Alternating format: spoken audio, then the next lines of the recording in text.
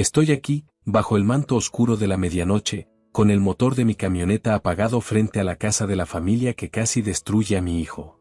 En mis manos tiembla un poco un sobre amarillo, abultado, lleno de documentos que son la dinamita pura, listos para demoler el castillo de naipes que esta gente construyó sobre un cimiento de mentiras, de humillaciones y de un desprecio tan hondo que, incluso ahora, me roba el aliento al recordarlo. Hace exactamente 24 horas, mi hijo Mateo, mi único hijo, se arrodilló ante mí, con el rostro bañado en lágrimas, suplicándome que no asistiera al festejo de su boda.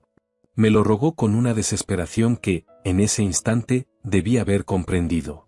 Pero mi nombre es Arturo Cervantes, tengo 65 años, y he levantado un imperio de insumos agrícolas desde la nada en el corazón de Jalisco.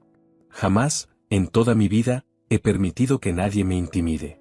Así que, con la terquedad que me caracteriza, ignoré su ruego. Fui a esa fiesta. Y lo que presencié esa noche, lo que le hicieron a mi muchacho frente a todos, frente a mis propios ojos, me transformó para siempre. Ahora, estoy aquí, esperando el momento preciso para poner fin a la farsa más cruel y calculadora que he visto en mi vida. Me llamo Arturo Cervantes. Nací en un pequeño pueblo de los Altos de Jalisco hace 65 años. Crecí en la tierra, con el olor a campo húmedo y el sonido de los tractores. Mi padre era un jornalero que apenas ganaba lo suficiente para que no nos faltaran frijoles en la mesa. Aprendí desde muy joven que en esta vida, el único que te va a regalar algo es el campo si lo trabajas con sudor y respeto. A los 18 años, con un pequeño préstamo que tardé 5 años en liquidar, abrí mi primer local de semillas y fertilizantes. Hoy, mis empresas tienen presencia en todo el estado, con 2 centros de distribución masiva y propiedades en las zonas más exclusivas de Zapopan, que valen más de lo que mi padre pudo soñar en 100 vidas. No lo cuento por presunción, sino para que entiendan quién soy. Soy un hombre que conoce el valor del trabajo, del honor y de la dignidad. Y hace 24 horas, fui testigo de cómo le arrebataban esas 3 cosas a la única sangre que me queda. Mateo tiene 32 años. Es un arquitecto brillante, egresado con honores del ITESO. Es un hombre de bien, sensible, un trabajador incansable. Siempre fue el más grande orgullo de su madre, que en paz descanse. Ella se me fue hace 6 años por una falla en el corazón, y desde ese día, Mateo y yo hemos sido un equipo de 2. Él es mi todo, mi motor, la razón por la que me levanto cada mañana a enfrentar el mundo. Y hace poco más de un año, conoció a Isabela. Isabela Montero, 29 años, supuestamente curadora de arte. Cuando Mateo me la presentó, me pareció una mujer impecable. Educada, de una belleza casi estudiada, con una conversación fluida. Provenía, según sus propias palabras, de una familia de Guadalajara con importantes negocios en la industria del tequila. Su padre, don Ramiro Montero, era, supuestamente, dueño de varias destilerías de renombre. Su madre, doña Carmen, era una de esas damas de sociedad que dividen su tiempo entre el club de golf y los eventos de caridad. Vivían en una mansión imponente en un coto privado de lujo. Todo parecía perfecto, demasiado perfecto.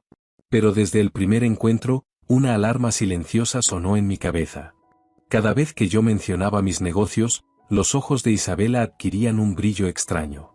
No era admiración, era cálculo. Y su familia, Dios santo, su familia. La primera vez que cené en su casa, don Ramiro no paró de interrogarme sobre el valor de mis propiedades, mi facturación anual, mis planes de expansión. Doña Carmen, con una sonrisa dulce y venenosa, me preguntó si Mateo era mi único heredero, si ya tenía mi testamento en regla, si mis empresas estaban también a su nombre. Una noche, mientras tomábamos un tequila en la terraza de mi casa, le externé mis dudas a Mateo. Mi hijo me miró con una expresión de cansancio y me dijo: «Papá, sé que no son perfectos, pero Isabela me ama y yo la amo a ella. Por favor, dame la oportunidad de ser feliz». ¿Qué podía responderle a eso? Después de la muerte de su madre, se había sumido en una soledad profunda, refugiado en el trabajo. Isabela fue la primera mujer que le devolvió la sonrisa tras años de luto. Así que guardé silencio. Me tragué mis sospechas y apoyé la boda. Incluso me ofrecía cubrir todos los gastos, aunque don Ramiro, con un aire de falsa dignidad, insistió en pagar su parte porque la familia Montero tiene principios y no acepta caridades. La boda civil se celebró hace 2 meses. Fue una ceremonia íntima y elegante en un jardín botánico. Todo transcurrió con normalidad. Mateo irradiaba felicidad. Isabela parecía la novia más enamorada del mundo. Por un momento, pensé que me había equivocado, que mis instintos de viejo desconfiado me habían jugado una mala pasada. Pero entonces, llegó la fecha del gran festejo. El festejo de bodas es una tradición. Es una celebración grande, más relajada, que se organiza semanas o meses después del enlace civil.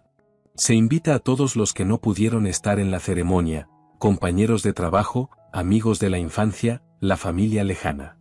Es una fiesta para celebrar en grande, con mariachi, la mejor comida, barra libre y baile hasta el amanecer.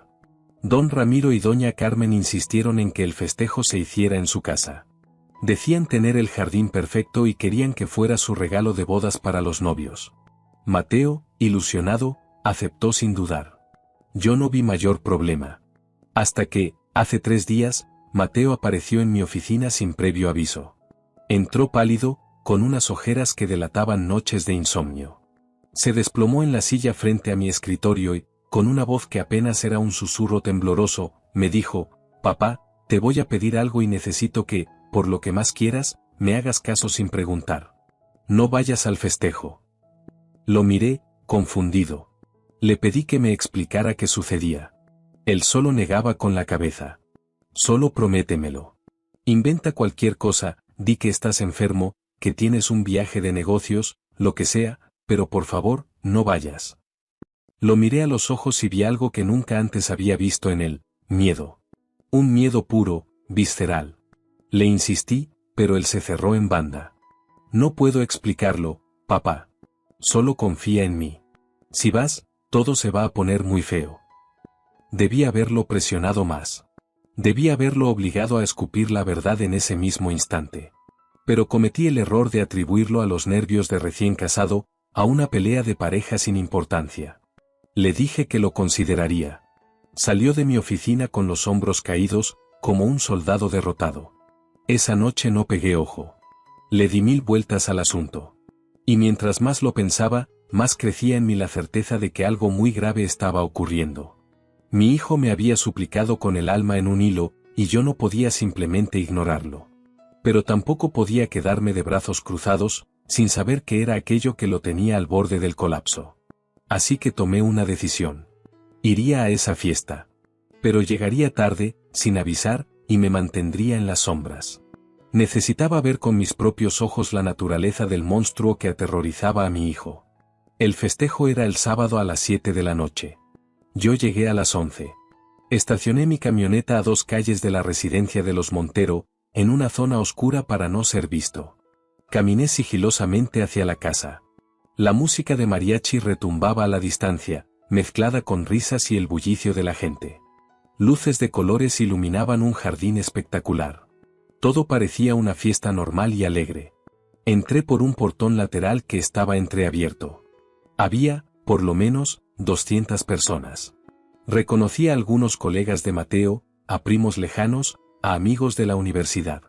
Nadie notó mi presencia. Me coloqué detrás de unos arbustos frondosos, cerca de la barda perimetral, un punto desde donde podía observar todo sin ser visto.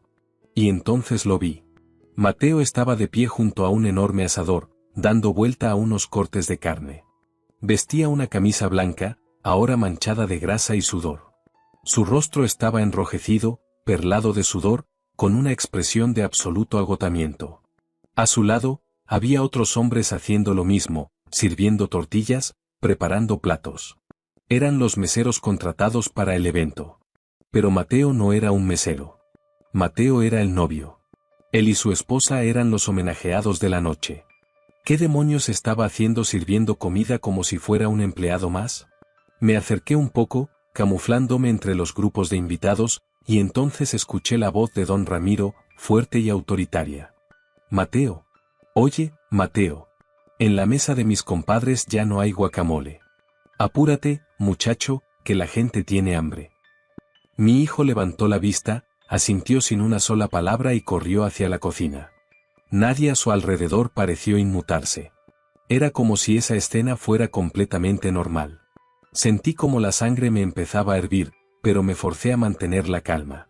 Necesitaba ver más. Necesitaba entender la magnitud de aquello. Seguí a Mateo con la mirada. Lo vi entrar a la cocina, salir cargando una pesada bandeja con guacamole y totopos, y llevarla a una mesa donde estaban sentados don Ramiro, doña Carmen y un grupo de sus amigos, todos bebiendo tequilas caros y riendo a carcajadas. Mateo dejó la bandeja en la mesa. Doña Carmen ni siquiera lo volteó a ver. Don Ramiro le dio una palmada condescendiente en la espalda y le gritó: «Así se hace, yerno. Ahora tráeme otro tequila, que sea del bueno, ¿eh?». Mateo inclinó la cabeza y se retiró. No podía creerlo. Mi hijo, un arquitecto con su propio despacho, un hombre preparado y trabajador, estaba siendo tratado como un mozo en su propia fiesta de bodas.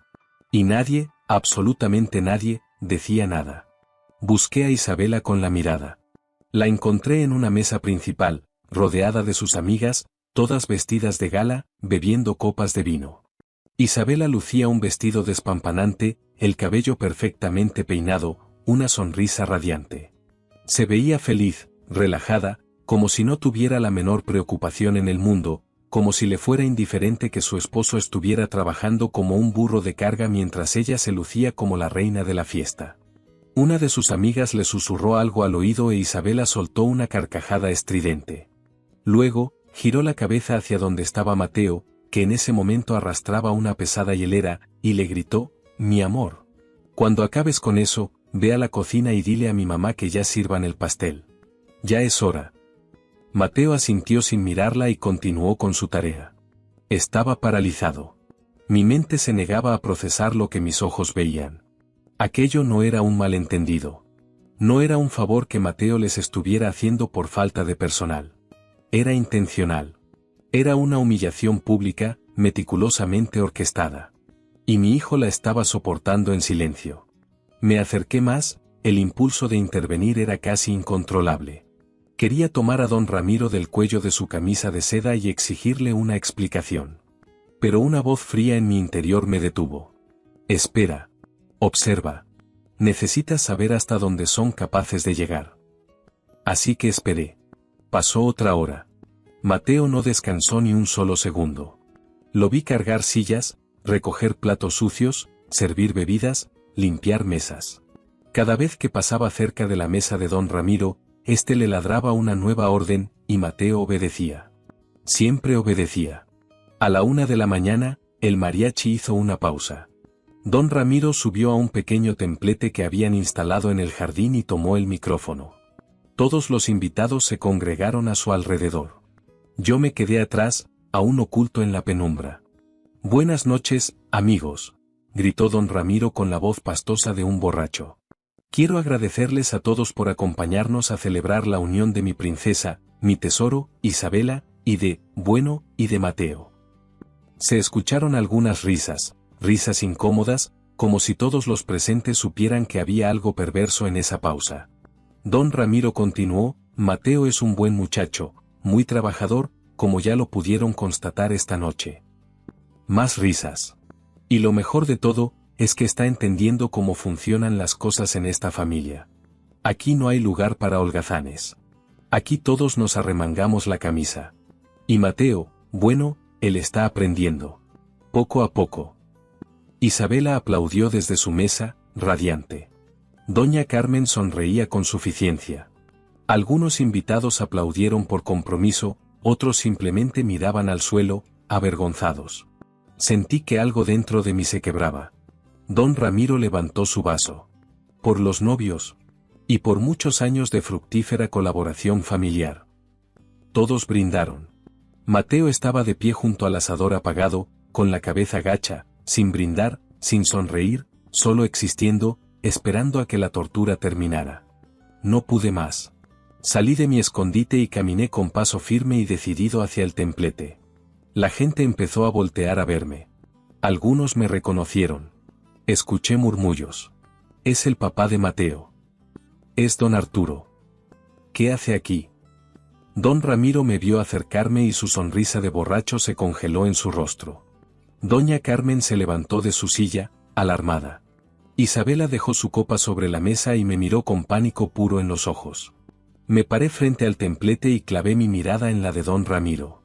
No dije una palabra. Solo lo miré. Y en ese silencio espeso, todos los invitados comprendieron que la fiesta había terminado. Don Arturo, dijo don Ramiro, intentando sonar casual. ¡Qué sorpresa! ¡Qué bueno que pudo venir! ¿Dónde está mi hijo?, pregunté con una voz baja pero cargada de acero. ¿Mateo? Mateo anda por ahí, ayudando con... ¿Ayudando?, lo interrumpí. ¿Así le llaman ustedes a esto?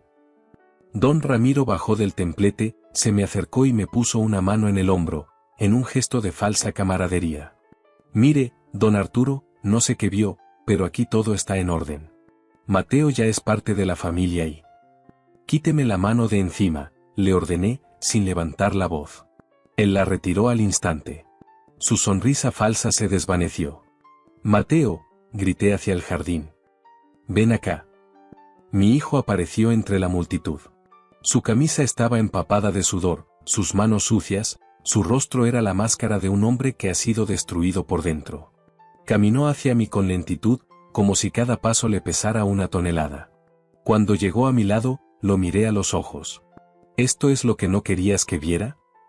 Él no respondió, solo bajó la mirada, avergonzado. Isabela corrió hacia nosotros. Suegro, por favor, no haga un escándalo. Todo está bien. Mateo solo estaba. Cállese, le espeté, sin siquiera mirarla. Ella enmudeció. Nadie en su vida le había hablado así. Me volví hacia don Ramiro y le dije, en voz alta para que todos escucharan, no sé qué clase de juego enfermo y perverso están jugando con mi hijo, pero se acabó. Ahora mismo. Don Ramiro soltó una risa nerviosa. Ay, don Arturo, está malinterpretando las cosas. Sebastián es el yerno y en esta familia todos colaboramos. ¿O cree que por tener dinero su hijo es un rey que no debe mover un dedo? Mi hijo ha trabajado toda su vida, le respondí, sintiendo el desprecio en cada palabra. Y nunca, jamás, lo he tratado con la 10ª parte de la vileza con la que ustedes lo han tratado esta noche. Doña Carmen se acercó. Don Arturo, creo que exagera. Mateo es un adulto. Si decidió ayudar, fue su decisión. Nadie lo obligó. La miré y sentí un asco profundo, porque sabía que mentía. Lo sabía por la forma en que Mateo temblaba a mi lado. Vámonos, le dije a Mateo. No, dijo Isabela, con una firmeza repentina. Mateo se queda. Esta es su casa ahora. Esta no es su casa, le respondí. Su casa es la que yo le regalé, la que está a su nombre, la que pagué con el sudor de mi frente. Isabela palideció. Don Ramiro dio un paso hacia mí, con el rostro desencajado por la furia. Cuidado con lo que dice, Cervantes. Mi hija es su esposa, tiene derechos. Los derechos se ganan con respeto, lo interrumpí. Y ustedes no conocen ni el significado de la palabra. El silencio en el jardín era total. 200 personas eran testigos mudos. Puse una mano en el hombro de Mateo. Hijo, si te quedas aquí esta noche, jamás me perdonaré no haberte sacado de este infierno. Pero si vienes conmigo ahora, te juro por la memoria de tu madre que voy a arreglar esto. Mateo levantó la cabeza. Me miró con los ojos anegados en lágrimas y, por primera vez en toda la noche, vi un destello de esperanza en su mirada. Vámonos, papá, susurró. Caminamos juntos hacia la salida. Isabela nos gritaba que nos detuviéramos. Don Ramiro nos amenazaba con consecuencias legales. Doña Carmen nos llamaba malagradecidos. No nos detuvimos. Subimos a mi camioneta y arranqué, dejando atrás ese circo de crueldad. En el trayecto a casa, Mateo solo lloraba en silencio, con la frente apoyada en la ventanilla. Finalmente, habló. Perdóname, papá.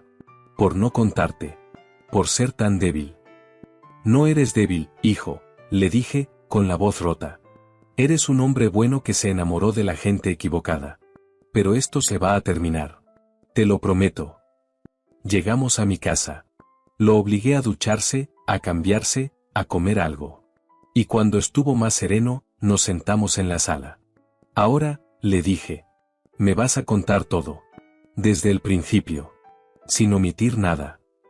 Y Mateo habló. Me contó cómo, desde el día de la boda civil, Isabela se había transformado. Dejó de trabajar con el pretexto de enfocarse en su hogar. Empezó a pedirle dinero constantemente para lujos innecesarios. Me contó que don Ramiro le había pedido un préstamo de casi 1.000.000 de pesos para un supuesto negocio que nunca se concretó. Que doña Carmen llegaba a su casa sin avisar y se comportaba como la dueña y señora. Me contó que, cuando él intentó poner límites, Isabela lo amenazó con el divorcio, diciéndole que se quedaría con la mitad de todo lo que él poseía. Que don Ramiro le había dicho que en su familia, los hombres de verdad se ensucian las manos, no se la pasan dibujando casitas en una oficina como niños ricos. Poco a poco, lo habían convertido en el sirviente de la familia, en su cajero automático personal. El festejo, me confesó, fue la humillación final, una prueba de lealtad.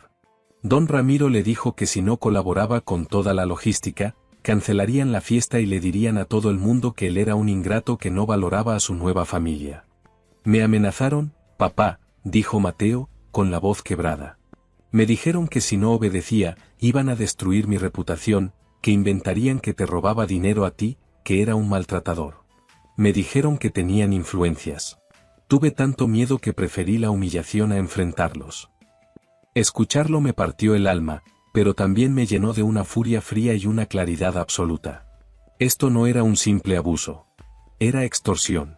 Era un plan maestro de manipulación. Y yo no iba a permitirlo ni un día más. Mateo, le dije, mirándolo a los ojos. Mañana mismo empezamos a arreglar esto. Pero no a su manera. Lo haremos de forma legal, contundente y definitiva. Y te juro que cuando terminemos, esa familia no volverá a dañar a nadie nunca más. Mi hijo me miró, con una mezcla de esperanza y terror. ¿Qué vas a hacer, papá? Sonreí por primera vez en toda la noche. Una sonrisa gélida, calculadora. La sonrisa de un hombre que acababa de declarar una guerra silenciosa. Voy a usar el único lenguaje que esa gente entiende, le respondí. El del poder y el dinero que tanto anhelan. El domingo amaneció con un sol implacable. No había dormido. Pasé la noche en mi estudio, planeando cada movimiento como una partida de ajedrez. Mateo bajó a media mañana, con la mirada perdida. Le preparé el desayuno. Comió en silencio. ¿Ya sabes qué harás?, preguntó. Tengo un plan, le dije. Pero necesito que confíes ciegamente en mí. Y no quiero que hables con Isabela ni con nadie de su familia. 0 contacto. Asintió. Mi teléfono no para. Isabela me ha enviado 1000 mensajes. Su padre me dejó recados amenazándome con demandarme por abandono de hogar. Me reí. ¿Abandono de hogar? Ni siquiera conocen las leyes que invocan. No te rías, papá. Tengo miedo. No sabes de lo que son capaces. Hijo, le dije, con seriedad. He lidiado con tiburones toda mi vida. Los monteros son pirañas. ¿Abusivos? Sí. Pero amateurs. Y los amateurs siempre cometen errores. Tomé mi teléfono y marqué un número. Licenciado Beltrán, habla Arturo Cervantes. Necesito verlo hoy. Es urgente. Se trata de mi hijo y un caso de extorsión familiar. Colgué. El licenciado Beltrán es el mejor abogado de familia de Guadalajara. Un verdadero tiburón. Le contaremos todo. Esa tarde, en la imponente oficina de Beltrán, en lo alto de una torre corporativa en Andares, vaciamos la historia. Mateo, con su teléfono en mano, mostró los mensajes, las transferencias, las peticiones de dinero que sumaban una cantidad obscena. Beltrán escuchó, impasible. Al terminar, se recostó en su silla. Señores, esto es un manual de libro de texto sobre fraude, control coercitivo y extorsión. Si probamos esto, no solo anulamos el matrimonio, sino que podemos iniciar acciones penales. ¿Qué necesita?, pregunté. Evidencia. Y la necesitamos ya, antes de que empiecen a borrar sus huellas. Salimos de allí con un plan legal. Pero yo tenía otro, uno que no figuraba en ningún expediente judicial. Esa misma tarde, contacté a Julián Acosta, un exagente de investigación que ahora trabajaba como detective privado. Un hombre discreto y sumamente eficaz. Julián, habla Arturo Cervantes. necesito un trabajo grande. Esa noche, en mi estudio, le di los nombres: Ramiro Montero, Carmen de Montero, Isabela Montero. Quiero saber todo, le dije. Sus negocios reales, sus deudas, sus propiedades, antecedentes, todo. Y lo quiero en 5 días. Costará, dijo Julián. Te doy el doble de lo que cueste, respondí. Pero lo quiero todo. Los siguientes días fueron una tortura. Isabela alternaba mensajes de amor con amenazas de destruir a Mateo públicamente. Don Ramiro dejó mensajes de voz tan explícitos en su estupidez que el licenciado Beltrán los calificó de oro molido. El miércoles, Julián regresó con una carpeta. Don Arturo, los Monteros son una fachada. Abrió la carpeta. Ramiro Montero, sus supuestas destilerías estaban en quiebra técnica, con deudas millonarias a proveedores y al fisco. La mansión donde vivían era rentada y acumulaban meses de adeudo, con una orden de desalojo en proceso. Carmen de Montero tenía las tarjetas de crédito hasta el tope. Y lo más jugoso, Isabela. Ya había estado casada. Un matrimonio de 8 meses con un empresario de Querétaro. El patrón era idéntico, lo desplumaron a él y a su familia. El exesposo los había amenazado con un escándalo y ellos huyeron a Guadalajara para buscar una nueva presa. Mateo se desplomó en una silla. Todo fue una actuación. Me eligieron. Te cazaron, hijo, le corregí, con la rabia convertida en un témpano de hielo. Y ahora vamos a ser nosotros los cazadores. Con la carpeta de Julián, el licenciado Beltrán tenía un arsenal. Esto cambia el juego, dijo con una sonrisa depredadora. No solo es nulidad por fraude. Es una demanda civil por daño moral y patrimonial. Y podemos hacerlo público. ¿Público?, dudó Mateo. Hijo, lo interrumpí. Esta gente no merece discreción. Merecen consecuencias. Su padre tiene razón, apoyó Beltrán. A esta gente hay que exhibirla para que no puedan volver a hacerlo. Mateo, tras un largo suspiro, asintió.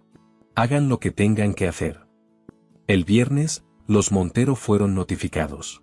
La reacción fue la esperada. Don Ramiro irrumpió en mi oficina central, gritando como un loco. Lo dejé desahogarse y luego, con una calma que lo desarmó, le solté la información. Sé lo de Querétaro, Ramiro. Sé de sus deudas. Sé que están en la ruina. Lo sé todo. Su rostro pasó del rojo furia al blanco pánico. Intentó negociar. Podemos llegar a un acuerdo, Arturo. Me reí. ¿Acuerdo? No, Ramiro. Yo no vine a negociar. Vine a asegurarme de que usted y su familia paguen por cada lágrima y cada centavo que le robaron a mi hijo. Salió de mi oficina como un fantasma. Pero yo sabía que la guerra no había terminado. Un animal acorralado es el más peligroso. Y tenían un último ataque, el más sucio de todos. Pocos días después, el abogado de los Montero presentó una contrademanda ampliada. Acusaban a Mateo de violencia doméstica. Adjuntaron fotografías de Isabela con moretones en los brazos y el rostro. Es mentira, balbuceó Mateo en la oficina de Beltrán. Yo jamás le puse un dedo encima. Están jugando su última carta, dijo Beltrán, sombrío. La más vil. En estos casos, la carga de la prueba se invierte. Ahora tú tienes que demostrar tu inocencia. Pero yo estaba preparado. Tengo cámaras en toda mi casa, Mateo ha estado conmigo. Tengo testigos. No tienen nada. Necesitamos contraatacar. Y fuerte, dijo Beltrán. Volví a llamar a Julián. Necesito saber si Isabela ha usado esta táctica antes. Y necesito saber con quién se está viendo ahora. La respuesta de Julián fue la pieza final del rompecabezas. Isabela ya tenía un nuevo objetivo, un abogado divorciado y adinerado con el que se reunía en hoteles de lujo. Y lo mejor, Julián, con una orden judicial, consiguió mensajes entre Isabela y su madre donde planeaban la farsa. Tienes que mantener la actuación de mujer golpeada hasta que le saquemos dinero a este idiota, le escribía su propia madre. La audiencia fue un espectáculo. Los Montero llegaron con su actuación montada. Isabela, cojeando, con el rostro maquillado para parecer demacrada. Lloró en el estrado, contando una historia de terror ficticia que, por un momento, pareció convencer a la sala. Entonces, fue el turno de Beltrán. Con la calma de un cirujano, presentó una a una las pruebas. El análisis forense que demostraba la manipulación de las fotos. Los mensajes de texto entre madre e hija. Las grabaciones de don Ramiro planeando la extorsión. Y finalmente, los vídeos de Isabela con su nuevo amante, besándose apasionadamente en un estacionamiento. El silencio en la sala era sepulcral. El rostro del juez era una máscara de indignación. La farsa se había derrumbado. Esto no es un caso de violencia doméstica, concluyó Beltrán. Es un caso de una organización criminal familiar que usa el sistema de justicia para extorsionar. El juez no necesitó más. Declaró la nulidad inmediata del matrimonio. Ordenó una investigación penal contra los tres Montero por extorsión, fraude y perjurio. Y mientras dos alguaciles sacaban a un don Ramiro que gritaba e insultaba, vi a Isabela. Dejó caer su bastón al suelo y salió caminando perfectamente, con el rostro bañado en lágrimas, no de dolor, sino de pura y absoluta rabia por haber sido derrotada. Mateo se abrazó a mí y lloró, un llanto de liberación. Se acabó, hijo, le susurré. Se acabó. Los titulares de los periódicos fueron brutales. La sociedad de Guadalajara les dio la espalda.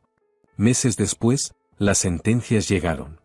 Ramiro recibió 4 años de prisión por extorsión. Carmen, 2 por complicidad.